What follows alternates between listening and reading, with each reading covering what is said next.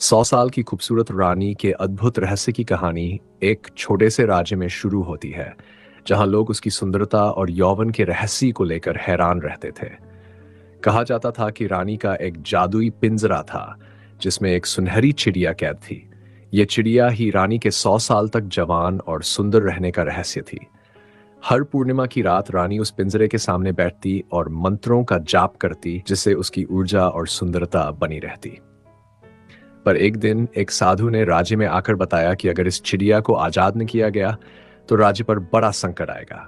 रानी के सामने मुश्किल खड़ी हो गई, अपनी सुंदरता बचाए या राज्य को विनाश से बचाए। अंततः रानी ने चिड़िया को मुक्त कर दिया। जादुई पिंजरा टूट गया और रानी धीरे धीरे सामान्य हो गई, परंतु उसका त्याग और राज्य के प्रति प्रेम उसे सदा के लिए अमर कर।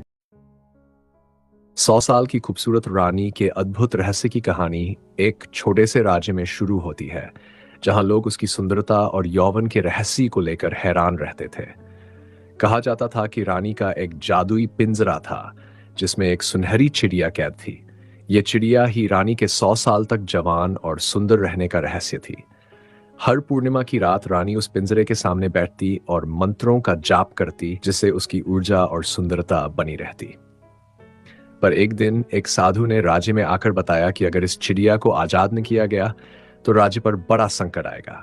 रानी के सामने मुश्किल खड़ी हो गई, अपनी सुंदरता बचाए या राज्य को विनाश से बचाए। अंततः रानी ने चिड़िया को मुक्त कर दिया।